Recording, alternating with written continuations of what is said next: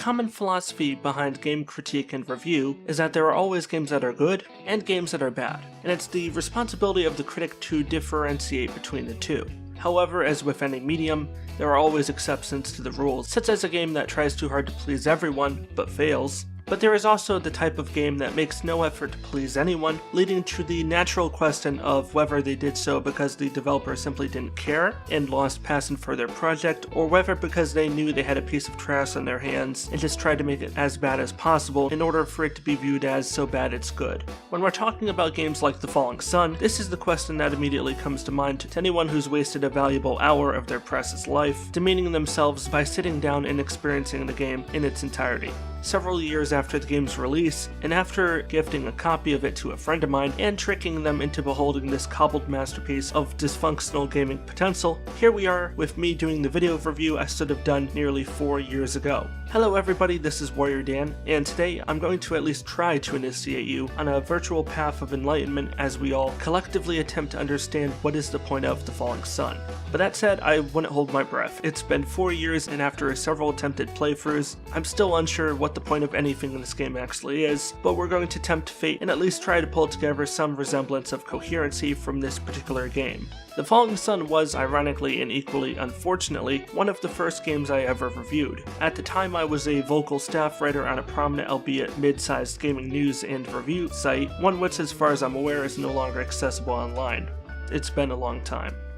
I made the foolish amateur mistake of emailing the developer for a review key, as this was standard industry practice, so that way I could put together an article on the game accompanying the game's release on Steam. As this was back in the day before third-party platforms like Keymailer allowed for direct key distribution between content creators and developers, any request for a game key or other direct access to the game had to be run directly by the developer, PR firm, or the publisher themselves.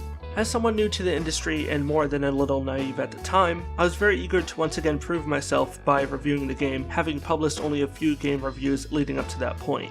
At the time, as someone eager to please the site and not risk angering the developers, I published a written review that was critical of the game in some of its more obvious areas, but I avoided outright and arguably justified criticism that in hindsight I would not have hesitated to state in no uncertain terms today.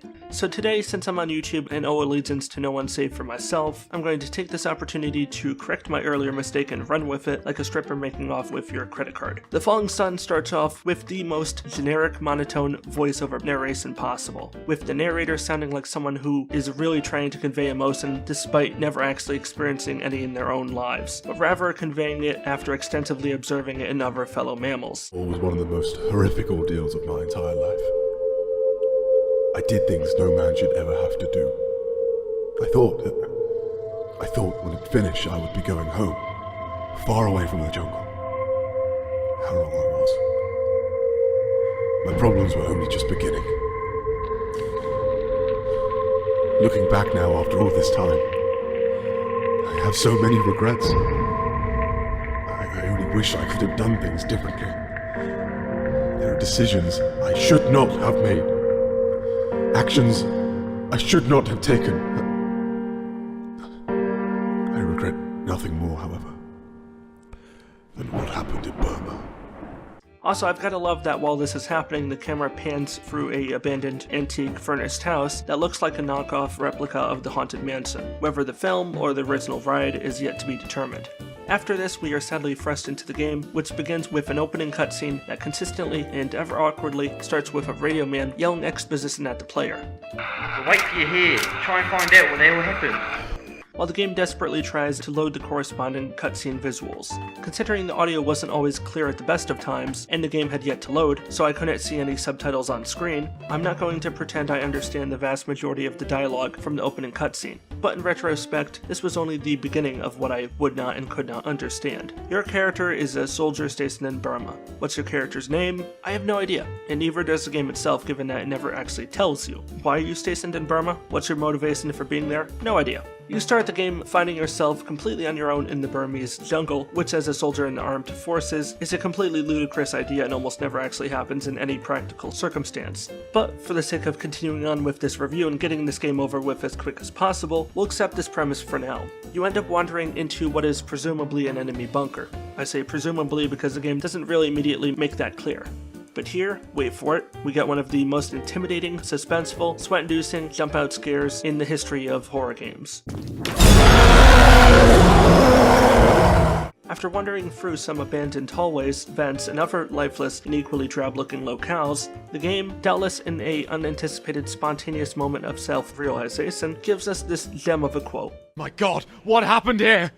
Sadly, after this point, what little fun that could be had by treating this game as just a hilariously bad walking simulator is lost as the game briefly transforms into a likewise hilariously bad attempt at a first-person shooter. At this point, I have to illustrate and elaborate in excruciatingly painful detail how idiotically restrictive the ammo system is. There is almost no ammo available anywhere in the game. It is literally impossible to kill some of the enemies featured in this game because the search for ammo in this game is only slightly more feasible than the search for the damn Holy Grail.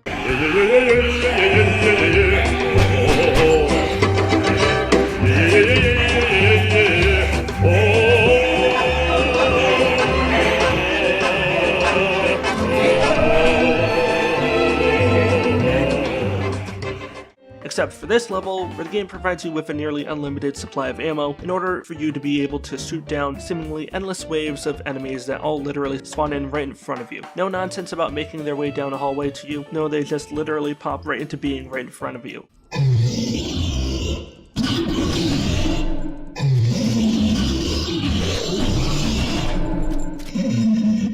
After suffering about 2 minutes of completely insufferable and arbitrary mandated shooting, during which her character is sadly prevented from aiming the gun a bit higher and using the opportunity to save themselves more suffering, the camera awkwardly takes over and automatically zooms you right out of that room. Not a moment too soon, in my opinion.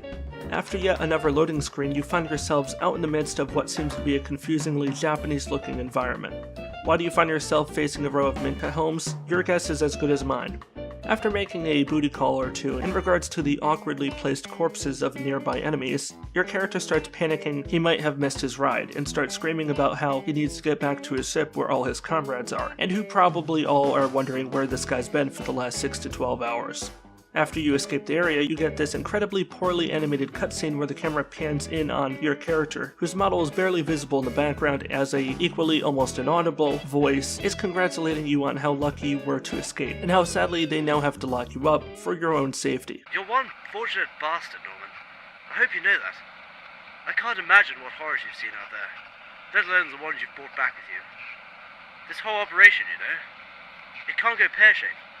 I have too much riding on it. This is why we've taken precautions.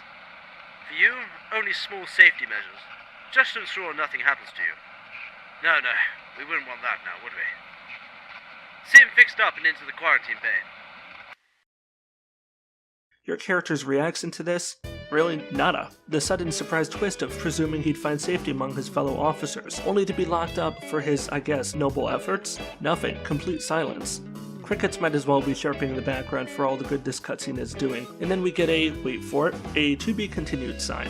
Oh look at that, the game's been cancelled and we'll never get to see the continuation of this gripping tale of suspense and horror. Well, I suppose I'll have to live with my almighty disappointment. After all, I survived the trauma inflicted by Fox's cancellation of Firefly, so I can certainly handle the concept of never again beholding this unparalleled travesty of video game horror.